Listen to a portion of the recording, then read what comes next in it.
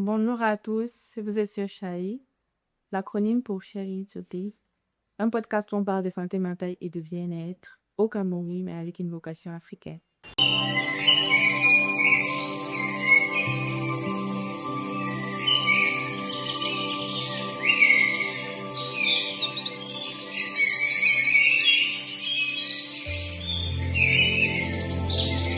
Je m'appelle Souad et aujourd'hui, j'ai une invitée spéciale. Elle va nous parler de son expérience, elle va nous édifier sur ce qu'elle a appris. Et sans plus tarder, je vais lui passer la parole et lui donner le soin de se présenter. Mais déjà, je lui dis bonsoir et bienvenue. Bonsoir, Céline. Je suis Gina. J'ai 28 ans. Je suis RH de formation. Je travaille dans une ONG humanitaire et je suis maman d'une fille de 2 ans. Wow, trop cute. C'est maman Gina. D'accord, ok, déjà on va entrer vraiment dans le vif du sujet. Ma première question, c'est, avant qu'on ne parle de ce que tu vas nous partager, qu'est-ce que tu veux que les gens sachent déjà de toi? Ça, c'est moi, sans a priori, parce qu'on m'a parlé de ton parcours à classe. D'accord. Qu'est-ce que tu veux qu'on sache d'abord déjà sur le dire? Ok. Euh, Ce que j'aimerais qu'on sache sur Gina, c'est que Gina aime beaucoup parler. Elle aime beaucoup partager. Elle aime beaucoup évoquer des sujets, parfois jugés tabous. Mhm. Donc, l'exercice actuel est parfait Parlons pour fait. moi. Exactement. Ok, j'aime ça. J'aime beaucoup ce que tu dis parce que on le partage, hein. Moi qui vous connais, c'est que je suis piclée. Et c'est vrai, ça s'arrête souvent quand le sujet de lycée. Et aujourd'hui, le sujet qu'on va aborder, c'est le cas, c'est sérieux. Et vraiment, moi, j'aimerais savoir pour toi, avant de commencer la thérapie, quelle image est-ce que tu as là? Ok, avant que je ne démarre en la thérapie, bon, déjà, d'entrée de jeu, je dirais que je n'ai jamais pensé que ceux qui feront la thérapie sont des fous. Bon, je ne l'ai littéralement jamais pensé, mais toutefois, je pensais quand même que c'était des personnes qui avaient de très graves problèmes. De très graves problèmes que les personnes entre guillemets normales n'ont. Donc pour moi, une personne entre guillemets normale euh, n'était pas un candidat adéquat pour la thérapie. Donc, c'était ça que je pensais au départ. Mhm. À quel moment tu t'es dit, ok, bon, peut-être que faut que j'essaie. Euh, bon, j'ai traversé une période très difficile. Bon, c'est vrai que le fait de traverser une période difficile euh, ne veut pas forcément dire qu'on va penser au thérapeute directement. Mais ce qui a facilité la tâche pour moi, c'est le fait que je connaissais déjà une thérapeute. Mhm. C'est-à-dire, j'étais dans un groupe de sport, de randonnée, et elle était à l'intérieur. Et elle avait parfois des interventions qui me plaisaient beaucoup. Et son nom dans le groupe, c'était psychothérapie. Donc, c'était pas sûr que ça montait psychothérapeute. Ok. Et lui, donc, c'était très facile. Et c'est en fait le fait qu'elle soit si proche de moi Mhm. euh, qui m'a fait penser à ça. Sinon, en dehors de ça, je pense pas que je vais sauter le pas. Je ne pense pas. Ok, mais en dehors de tes idées reçues, quand tu traversais ce moment difficile, à aucun moment tu t'es dit, est-ce que faudrait pas que j'aille là-bas? Tu les traversais, ces moments difficiles-là, sans te dire que tu avais peut-être besoin d'aide psychologique, enfin, d'un psychothérapeute. Bon, si, j'y pensais. C'était pas déjà la première fois que j'y pensais. Donc, j'y pensais, effectivement, mais c'était une idée, comment je peux dire ça, un peu lointaine, que je peux dire. Et ce qui a facilité les choses, comme je disais tout à l'heure, c'est le fait qu'elle était proche de moi. Est-ce que tu avais peur en passant à la thérapie? Peur de quoi? Peur, c'est peut-être trop dire. Je dirais, j'appréhendais. Appréhender, c'est mieux dit. Qu'est-ce que j'appréhendais? J'appréhendais le jugement. Le regard des autres. Oui, des regards de la thérapeute, vu que c'était juste nous deux. Ok. Des regards de la thérapeute, surtout, ce qu'elle allait penser de ce que j'allais me raconter. Et je me posais la question de savoir, est-ce que c'est vraiment, puisque nous sommes tous des humains en fait, est-ce que c'est vraiment confidentiel? Est-ce que c'est vraiment sans jugement? Est-ce que c'est vraiment efficace? Donc, c'était mes premières appréhensions en fait. Mais sinon, la peur, pas directement. Ok. Donc, tu avais plus des appréhensions sur le fait de te sentir en sécurité. Exact. Et est-ce que dès le départ, tu t'es donc du coup senti en sécurité avec elle? Honnêtement, oui. Je dirais même dès la première séance. Après, peut-être, ça dépend des personnalités, mais ça a collé. C'est-à-dire que j'ai pu, bien sûr, on débat par son histoire en une fois, Oui, oui, oui. mais je n'ai pas eu de difficulté à m'exprimer sur ce qui me dérangeait. Ça a été assez fluide, en fait. Quand il était là. Effectivement, c'était vraiment aisé.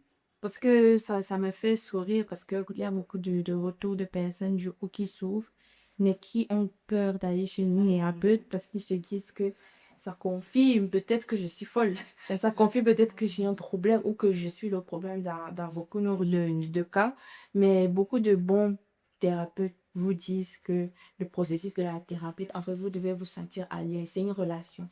Et si dès le départ, vous ne ressentez pas que bon, ça va marcher, vous avez le droit d'aller chercher un autre truc. Peut-être ça va être défini par votre parcours thérapeutique. Et je connais des gens qui ont dû essayer. Ils ont mis avant de trouver la thérapie qui leur convient. Et je pense que c'est courageux quand même. Déjà que tu as les appréhensions, de te dire que, bah, et puis tu rencontres la personne dans un autre contexte. C'est quand même intéressant que tu t'es dit, bon, écoutez, je vais essayer. C'est hyper courageux, c'est hyper courageux. Et du coup, euh, qu'est-ce qui t'a le plus surpris dans le processus thérapeutique? Ok. Ce qui m'a le plus surpris, je dirais, ce qui me vient à l'esprit, euh, c'est le fait déjà que je ne sois pas seule. Quand je dis que je ne sois pas seule, c'est qu'au fil des discussions avec la thérapeute, je me suis rendu compte que je ne traversais pas une saison difficile seule. C'est-à-dire que c'était quelque chose qu'elle avait déjà eu l'habitude d'avoir, de rencontrer. Ok. Donc, c'était très intéressant de savoir qu'en fait, non, je ne suis pas étrange, je ne suis pas folle, et je ne suis pas bizarre, je ne suis pas faible. Parce que c'est important de parler de faiblesse, parce que le fait de se confier à une autre personne, de reconnaître que seul on n'a pas pu y arriver, ça peut être pour certains comme une faiblesse, alors que pas du tout. Ouais, Pas du tout. on a besoin d'être. En fait. Être humain, c'est normal de demander de l'air. Mais c'est un profil particulier, les personnes qui reçoivent la thérapie. Ils veulent toujours tout poser sur leur dos pour les Ivoiriens disent je mets au dos. Oui. Mais le monde est grand et ton dos est petit. Exactement. Tu as souvent besoin. Et est-ce qu'on peut parler des moments inconfortables en thérapie? Est-ce que tu en as eu? Mhm. Est-ce que j'en ai eu des moments inconfortables? Pour moi, c'est un peu difficile de répondre à cette question parce que j'essaye de me souvenir, je ne vois pas. En fait, de manière générale, tout ce qui me revient actuellement, ce sont des moments de confiance, en fait, où je me sentais en sécurité. Les moments inconfortables dont je peux parler, c'est peut-être les moments où je devais ressasser mes souvenirs, Tu devais voilà, explorer explorer les traumas Ouais. dont je n'ai peut-être jamais parlé à personne. C'est ça, c'est de ce moment inconfortable que je peux évoquer. Mais vu que la réponse du thérapeute en face était positive, c'était un inconfort qui ne m'était pas grand. C'était juste le temps d'évoquer ses souffrances, ses traumas, et puis après, ça passe. Moi, j'ai eu beaucoup de moments inconfortables à la thérapie. Et il y en a trois. Pour moi, par exemple, j'ai du mal à parler d'argent. Donc, il y a des fois où j'avais du mal à payer mes séances, mais j'arrivais pas à dire au thérapeute que, écoute, la semaine prochaine, je suis pas les sous et tout. Je me disais, bah, et s'il pense que je mens, et s'il pense que je veux voler la séance. Ça, c'est quelque chose que en thérapie, ça m'a aidé parce que, en fait, en fait, du coup, me disait, mais dites-moi, parlez-en. Et ça révèle un autre problème que j'avais, c'était la peur de la confrontation. Donc, en allant à la thérapie et en vivant des situations plutôt allergiques, je traitais en moi des problèmes que j'avais dans la vie courante. Tu peux pas être un adulte et avoir peur de la confrontation, sinon, comment tu avances? Et je pense que l'autre problème, c'est justement quand je commençais à vraiment faire le travail à l'intérieur, ce dont je vais parler de ressasser. Quand le souvenir pour moi est très inconfortable, je me dis, je n'ai même pas envie de parler, alors tu me vois si je n'ai rien à dire. Parce que, en fait, j'ai peur de faire face à ces souvenirs-là. Mais il faut vraiment beaucoup. C'est pour ça qu'elle était la petite et professionnelle, parce que il vous amène à explorer ça sans que vous ne sentiez que vous êtes en train de le faire. Je me souviens, il y a des fois, j'arrive en thérapie et je lui dis, première chose que je lui dis, c'est que aujourd'hui, je n'ai rien à dire. Exactement. Et puis le thérapeute dit, ah ouais, tu peux rien à dire. Ok, bon, on peut rester dans le silence. Et puis, de manière à leur dire, bon, c'était comment la semaine et tout. Finalement, c'est les séances où je parle le plus et où je dépanne le plus. Donc, vraiment, pour moi, la thérapie a eu des périodes inconfortables, mais c'était des inconforts qui me permettaient de travailler des choses avec un peu de recul. Je me rends compte que c'était important de vivre ces périodes inconfortables. Ok. Tout à l'heure, tu nous as parlé brièvement de trauma et j'aimerais savoir, est-ce que après ton rapport à la thérapie ou même durant, quelque chose s'est allégé à l'intérieur de toi, ce trauma, c'est lourd? Ok, effectivement. Bon, déjà, si je peux revenir un peu en arrière, la principale raison qui me pousse à voir le thérapeute, euh, c'est que je suis enceinte. Mhm. Je suis enceinte et c'est une grossesse pas prévue, c'est-à-dire qui survient, visible surprise, qui survient un peu dans des circonstances où on pensait à autre chose. Il y avait un désir de grossesse, mais pas dans l'immédiat. Ça a été très difficile, surtout que le partenaire avec lequel j'ai eu le bébé n'était pas forcément pour non plus. Donc, c'était une période où j'étais hyper seule, extrêmement vulnérable, extrêmement seule. Donc, c'est ça qui me pousse déjà à aller voir la thérapeute. Mais il faut dire que par la suite, je fais quelques séances et j'arrête. Je ne parle plus. Pourquoi dire?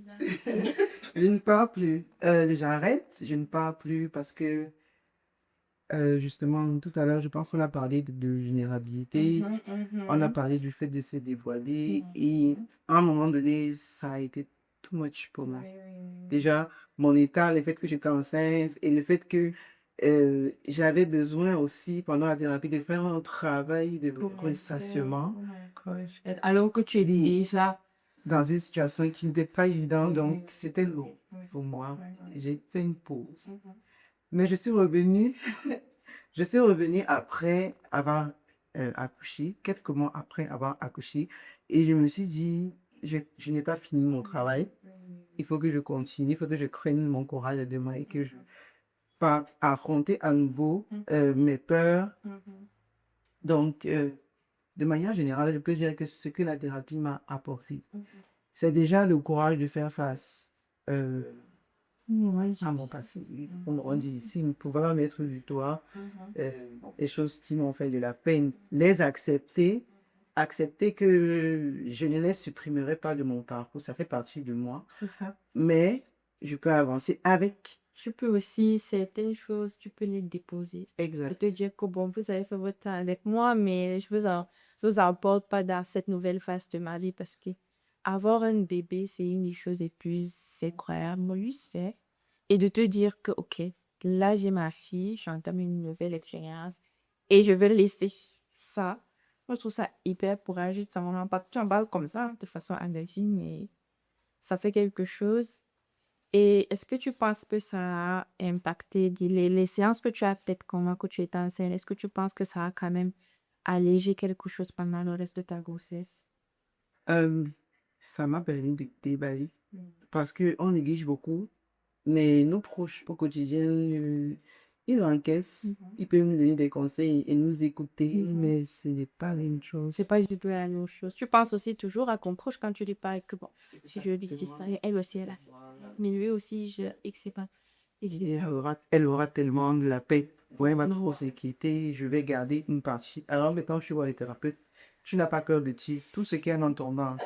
C'est trop vrai. Je Oui. ciblais la première fois. Et jamais ce sentiment à la thérapie, tu me disais, mais bon, et tout, je vais un peu lui dire, elle peut, mais pas trop. Elle m'a dit, il n'y a rien que tu peux me dire qui puisse me faire du mal, c'est mon travail. J'étais comme, ah bon, tout, tu peux tout prendre. Je peux tout prendre, tu peux tout me dire. Là où je suis là, c'est mon travail, je suis forêt, tout ça. J'étais comme, bon, si je peux tout te dire, regardez, là où je suis, je suis. Et c'était tellement libérateur parce que je me rends compte que naturellement, je veux surprotéger tout le monde de mes émotions. Et pourtant, la thérapie, à part ça, thérapie, si tu ne parles pas, tu es gay, camping. Et c'est merveilleux, ça me Et fait. justement, elle m'avait dit quelque chose qui m'avait boosté. Une fois, elle m'a dit, j'espère que j'écoute, s'il ne me traumatise pas. Euh, Ça m'avait étonné, je me disais, comment traumatise pas? J'étais tellement surprise, genre, peu importe c'est quoi tu racontes, ça te traumatise pas. Bon, je me suis dit alors, Bon, ça va. Ah, ça va? Je peux parler de tout, je peux tout déballer, je peux dire, il ne peut pas, de toute façon, en fait, tant que je n'ai pas à te choquer, c'est tant que je sais que je vais. En fait, c'est que ça t'enlève l'envie de protéger les oreilles du thérapeute. Alors que nos proches, on veut tout le temps les protéger. Et même, il y a aussi beaucoup de projections. Il y a des gens, quand tu leur parles d'un truc, tu parles en tant que toi qui vis ta vie, mais la personne assimile ça comme si c'était son expérience et puis te donne les conseils. Souvent, c'est vraiment, tu voulais parler et puis ça devient la séance de conseils. Et c'est où? T'as eu les gens qui pleurent sur tes problèmes. Oui. Oui. du coup, J'ai c'est compliqué. Du coup, c'est compliqué. c'est très compliqué. Et est-ce que ton, ton rapport aux autres, avant la thérapie, après la thérapie, est-ce qu'il y a quelque chose qui a changé? Oui. Bon, je dirais premièrement que ça fait quand même un petit bout que j'ai commencé, parce que je tombe enceinte en 2023, et du coup, je commence en 2023, j'arrête, puis je reprends en 2024, exactement, si je ne me trompe pas. Donc, effectivement, ça fait un bon bout, et beaucoup de choses ont évolué par rapport à mon rapport avec les autres, notamment, j'étais pas très sociable. J'étais pas très Tu sociable. dirais plutôt timide ou plutôt... Euh, Est-ce que j'étais timide? Je dirais pas timide. Je dirais plutôt que je n'allais pas avec des gens. J'avais toujours la notion de génie de manière générale. Ça ne veut pas dire que je n'allais pas y aller. J'avais des amis, mais pas beaucoup. C'est-à-dire, je me contentais vraiment des amis avec lesquels j'ai grandi depuis le La safe primaire, space, le quoi. collège. Tu n'explorais pas. Je n'allais pas plus loin que ça. Et le fait que la thérapie m'ait aidé à libérer la parole, je vais beaucoup plus facilement vers les gens. Je me suis rendu compte que je ne j'aime pas et que je n'ai pas à m'excuser d'être là. C'est dans ta fête, là. Voilà, exactement. Et je suis beaucoup plus à l'aise avec les autres et je m'affirme. Ça, c'est même dans le cadre de mon travail. Il y a beaucoup d'améliorations de ce côté-là. Beaucoup. C'est vrai, je m'identifie beaucoup à ça. Je sais que moi, un de mes plus gros défauts avant, c'était la finalité. Je prenais tout à cœur, tout personnellement. Tu te dis ça parce que c'est moi, que c'était pas moi. Ce genre de pensée-là, ça me faisait beaucoup de mal. Mais avec la thérapie, je me rends compte que maintenant, quand quelqu'un fait quelque chose, je me dis, ah, c'est lui, hein, je côté de lui, c'est son problème. Quand quelqu'un me dit quelque chose, je me dis, oh mon Dieu, tu fais des projections. Ça me concerne pas. Hein, ouais. Si tu es fâché, c'est ton problème. Et tu te Et détaches de ça, en fait. c'est extrêmement libérateur. Et je suis comme, mon Dieu, vive la thérapie. En fait, le fait de libérer tout ça, c'est comme si ça te nivelle les cases de cerveau dans quelque part que tu peux utiliser mieux à l'année.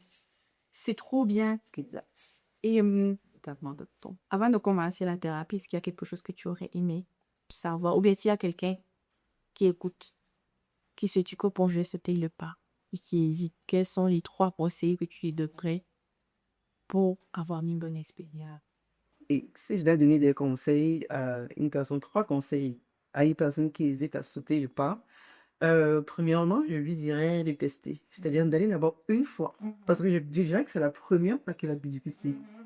Lorsqu'on va la première fois, quand on se rend compte qu'en fait, Je sais pas, moi. ça, c'est On pas m'a mal. pas piqué, on m'a pas attaché. On m'a pas jugé, on n'a pas critiqué ce que j'ai dit, on n'a pas dit que je suis venu pour rien parce qu'il y a ça aussi.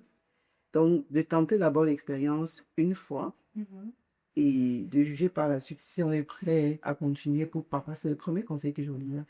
Le deuxième conseil que je lui donnerais, c'est de ne surtout pas penser que ces problèmes sont trop légers pour une thérapie, que Minimiser la douleur.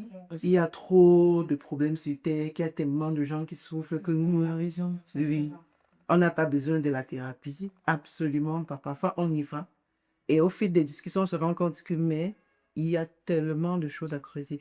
Il y a tellement de sujets à aborder. Ne pas se dire que, bon, je n'ai que ça. Il y a d'autres personnes qui ont ça, ça, ça, ça. Si on pense déjà au thérapeute, ça veut dire qu'il y a quelque chose Il d'arrivé. y a quelque chose à Vraiment. oui. Test. Voilà. Si rien ne fait pas, oh, tu n'enlèves. Voilà, tu n'as absolument juste une discussion avec une personne qui ne te juge pas. Ah, ça. Voilà. Donc, et le dernier point, je dirais, euh, je vais soulever la question du coût, parce que tu as évoqué le coût. Parce que c'est vrai qu'on peut donner des tas de conseils, mais si la personne n'est pas financièrement apte, peut-être ça peut aussi être un frein. Un frein, un énorme frein. Je dirais juste, il y a des formules adaptées. Test. Où il y a des formules adaptées dans le privé, mais aussi il y a des psychologues dans le public, si je ne me trompe pas, dans certains hôpitaux. Oui. Donc, se renseigner au maximum pour avoir la formule qui convient à son portefeuille. Il y a des solutions en fait. Donc, ne pas hésiter à chercher l'aide. L'aide peut donner de plusieurs formes d'aide, mais insiste à aller chez les professionnels parce qu'ils sont dans les outils pour nous aider. Mais je me souviens, moi, une de mes premières thérapies, c'était dans l'hôpital général. La séance, c'était 5 000 francs parce que c'était les étudiants qui faisaient leur diplôme du coup en psychiatrie même, qui proposaient non, c'est ça. Mais si j'avais pas énoncé le besoin dit non, je n'aurais pas su que ça se faisait tellement. Donc oui, je pense que c'est très important de parler de ça parce que beaucoup de gens disent que c'est finalement je parle. On n'a même pas l'argent qui mange. On doit parler, mais tout ça. That's true. Et Tina, je sais que une tes inquiétudes des patients qui vont souvent à la thérapie, c'est d'entendre vous avez la dépression anxieux. Vous avez l'anxiété. C'était quoi ton expérience, toi, au niveau du cas plus tu? Ok, bon, mon expérience à moi concernant le diagnostic, c'est que je n'en ai pas pu, c'est-à-dire je n'ai pas de maladie, je n'ai pas de trouble. Juste au départ, lorsque j'ai débuté, je dirais un début de dépression, mais rien de dramatique qui nécessite des ordonnances ou rien à la mort. Mais c'était juste ça. Et c'était un passage assez rapide. Donc, Donc, quand tu as été pris en charge assez tôt, comme tu as eu l'idée que tu es allé très vite, tu n'as pas eu à vraiment sombrer comme. exactement. Ok, c'est merveilleux. Est-ce que tu en as parlé avec ta famille, du coup? Est-ce que déjà ils savent que tu fais la thérapie? Quelles étaient les réactions? Parce que les gens des histoires ici. C'est une très, très bonne question. Ok, bon, moi déjà, je pense que d'entrée de jeu, j'ai dit que moi, j'aime beaucoup parler. Ok, tabou, j'ai les abordé sans problème. Donc, forcément, j'ai parlé de ça à ma famille dès le début. C'est-à-dire, dès que j'ai commencé la tournée, quand j'étais enceinte, j'ai dit à ma mère, à mes frères et sœurs que je vais commencer une thérapie. Bon, sur le coup, je m'attendais pas, oui, effectivement, je m'attendais pas forcément à ce qu'ils me disent, vas-y. On sait comment le produit sont. Je m'attendais pas à ce qu'on m'encourage forcément, mais j'avais déjà pris ma décision. Et je voulais juste qu'ils sachent que, voilà, quand je ne suis pas autorisant, voilà, c'est pas que je suis chez les thérapeutes. Mais Tout simplement. est-ce que tu as ressenti de l'inquiétude chez eux et comment est-ce que tu as géré ça? J'ai ressenti de l'inquiétude, surtout chez ma maman. Je pense qu'elle ne s'y accorde pas vraiment. Surtout que je pense que dans sa vie, elle n'a pas eu forcément l'habitude d'être face à des personnes qui pensent à aller voir le psy. Oui. Après, c'est tellement normal. Nous sommes en Afrique, donc c'est pas très courant. C'est trop normal. C'est de plus en plus courant, mais avant, non. Donc, je pense qu'elle était très inquiète. Au début, elle se disait, mince. Qu'est-ce qui se passe? En fait, surtout que très certainement, elle vit des choses au psy qu'elle ne me dit pas. Oui, ça c'est inquiétant. Maintenant que tu es maman, est-ce que tu t'imagines un peu le truc? Oui. Non, ça va me faire un choc aussi. La fille m'annonce, je vais forcément me demander, mais qu'est-ce que j'ai fait Il de n'a pas mal, mal. en fait. Pourtant, c'est pas En fait, rien n'a pas avec elle. c'est pas ça du tout. Ok, et maintenant, on parle un peu de ta vie de maman. Hein. Est-ce que ton parcours en thérapie t'a aidé? Est-ce que tu ressens que avec ta relation avec ta fille, tu as quand même des petits Oui. skills? Ok, j'aime beaucoup cette leçon parce que je pense la nuit pour ça auprès de mes sœurs, elles savent. Je pense vraiment que les mamans en devenir ou futurement, lorsqu'elles sont enceintes ou même après, ont trop besoin de la thérapie. Je le redis encore, pas forcément parce qu'on a un problème passé. Et là, nous peut bien se passer, la grossesse peut bien se passer. Tout, mais on en a vraiment besoin. La maternité, c'est un full-time job. Donc, déjà, avoir même un endroit où tu peux aller déballer tes journées et parler à quelqu'un, ça n'a pas besoin d'être toutes les semaines. Mais si Jane à la maman dit que ça fait du Exact. ça veut dire que les mamans explorer un peu. Et est-ce que la thérapie, du coup, parce que ça, c'est une question qui me revient souvent, que bon, et ta famille, alors tu ne parles pas à ta famille, tu parles à un étranger. Très bien. Qu'est-ce que tu as dire? Parce que de ton côté, tu as une famille, mamie. Exact. Tu as une petite mais Mhm. tu vas gérer le psy. Exact. Ce que je peux leur dire à ma famille, c'est que je vais bien. Ne vous inquiétez pas, je ne vais pas chez le psy parce que je suis au bord du gouffre. Pas du tout. Ça va plutôt bien, du bois de mieux en mieux en plus. Mais on a besoin de se tourner vers un professionnel. On a besoin parfois d'évoquer des choses qui ne sont pas forcément faciles à entendre par tout le monde. Exactement. Euh, le Camerounais lambda, je dirais, l'être humain lambda n'est pas formé pour encaisser C'est un certain niveau d'information sensible. Mhm. Donc, forcément, il y a des spécialistes pour ça. C'est pas pour rien qu'ils ont été formés. Donc, C'est réel, c'est réel. Voilà. Et même les personnes qui disent seulement que tu as une famille, pourquoi tu vas parler à un étranger, je pense que chacun a sa place quand même. exactement. Ta famille t'apporte du réconfort, du soutien émotionnel. Ce que ton psy mourra t'apporte. Et ton psy te donne une écoute professionnelle et également un accompagnement pour gérer tout ça. Et tout ça a sa place. Et en début de cet épisode, tu nous as dit que tu travaillais dans les ressources humaines. Comment ça se passe, Madame Tina qui a fait la thérapie? Je suis sûre que tes collègues, ils ressentent un peu que celle-là, she cares about us. Ouais. Bon, déjà, oui, comme je l'ai dit, au départ, je m'affirme beaucoup plus dans mon travail au quotidien. Je ne sais pas si ça se ressent au niveau de mon travail que je fais de la thérapie chez les autres, mais en tout cas, moi, oui, je ressens un changement au quotidien. Comme je l'ai dit, je m'affirme beaucoup plus et je mets les limites. Les limites, depuis le départ, je peux évoquer les limites, tu vises des limites qui sont, je pense, très importantes dans la vie de tous les jours. C'est-à-dire, je sais comment m'adresser à mon collègue ou à mon superviseur sans forcément que la personne se sente heurtée et qu'à travers mon message, elle comprenne que Ici, ici, il ne faut pas entrer, ici, c'est comme ça. Je ne suis pas prête à excéder tel nombre d'heures, oui. etc. Donc, ça m'aide beaucoup, vraiment beaucoup. Et au niveau de ton travail, tu sais, le travail, c'est souvent l'endroit qui est très anxiogène pour beaucoup. Une personne qui casse le moral de beaucoup de personnes. Est-ce que vous avez des initiatives en interne pour améliorer les conditions psychologiques de travail? Oui. Déjà, le contexte, c'est un contexte humanitaire. Donc, forcément, les travailleurs humanitaires sont amenés à être confrontés à des situations très compliquées. Les personnes déplacées, qui ont des traumas, souvent C'est très, très, très, vraiment très très importants, lourd. oui. Donc, évidemment, oui. En interne, on a un suivi qui est fait par eux. On a des cellules spécialisées, of care. Il y a les psychologues qui suivent les staffs qui ont ce genre de soucis. C'est vrai que ce n'est pas la même chose que d'avoir un psychologue assistant mutuel parce que les psys de l'organisation, forcément, ils ne sont pas nombreux et ils ont énormément de travail. Donc, ce ne sera pas la même écoute. C'est déjà très bien, mais ce ne sera pas la même écoute.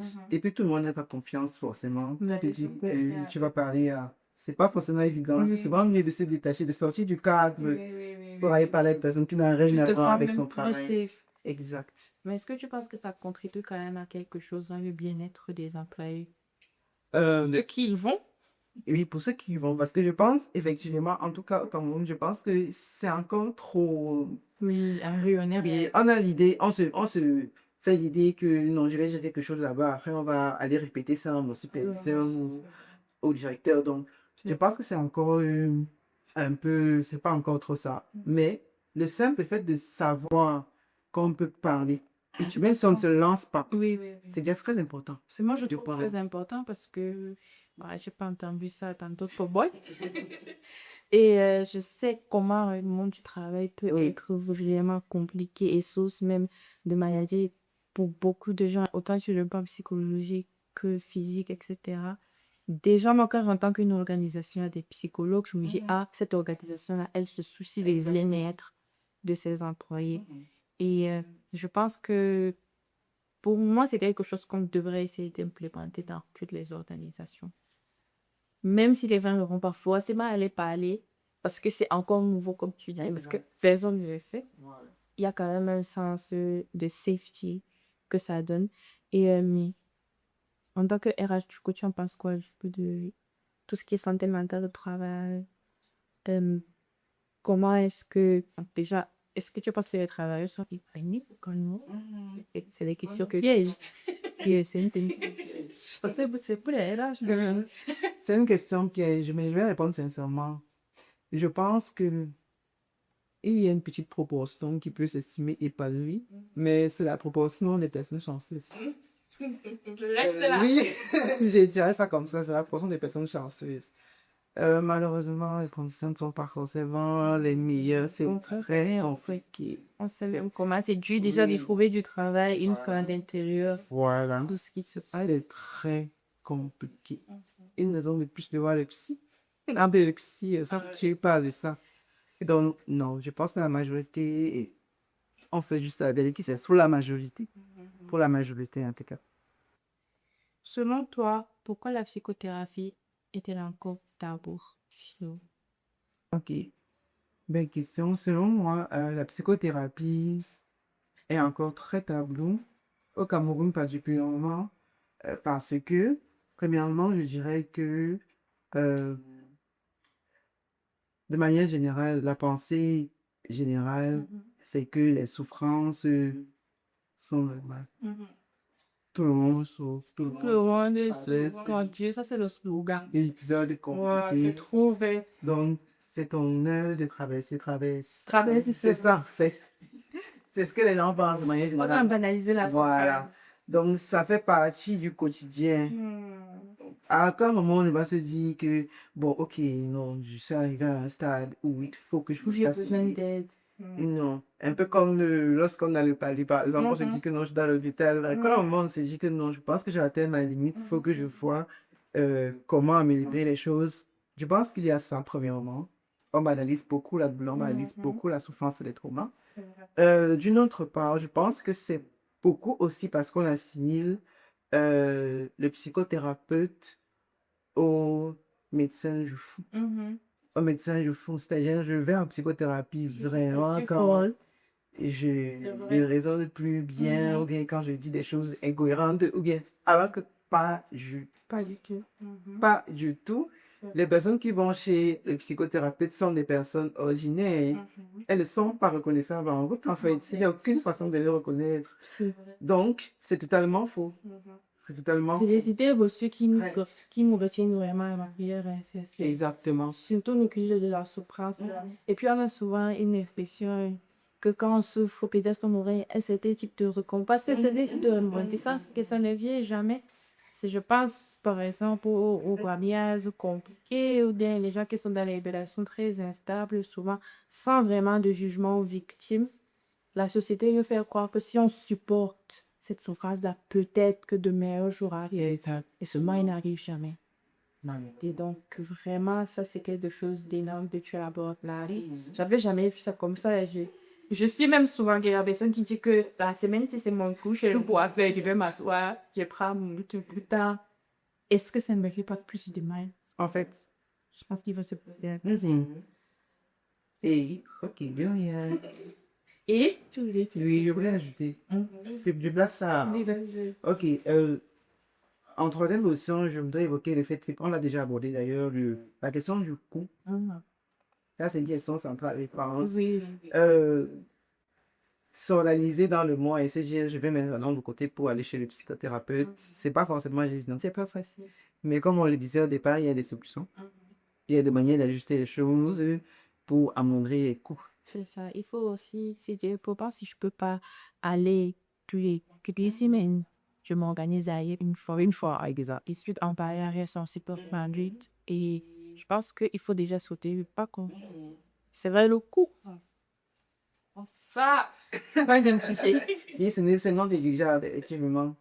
je souhaite parler d'une petite anecdote qui m'a beaucoup marqué. Durant l'une de mes conversations avec la psychothérapeute, c'était au tout début, je venais d'accoucher. C'était hyper compliqué de gérer mon emploi du temps. Quand je dis hyper compliqué, vraiment hyper. Je venais de reprendre le travail, mes horaires étaient, je finissais à 17h, je travaillais jusqu'au vendredi, le samedi, je restais avec le bébé, le dimanche, impossible aussi. Et je me souviens de lui avoir fait part de ma difficulté à me libérer pour les séances. Et j'avais même suggéré qu'on fasse des séances à distance. C'est-à-dire par téléphone, lui, en ligne. Parce que je ne voyais aucune façon de me libérer. Je ne voyais aucune, je n'avais aucune solution. À un moment donné, j'avais dit, parce que je voulais vraiment faire. Continuer.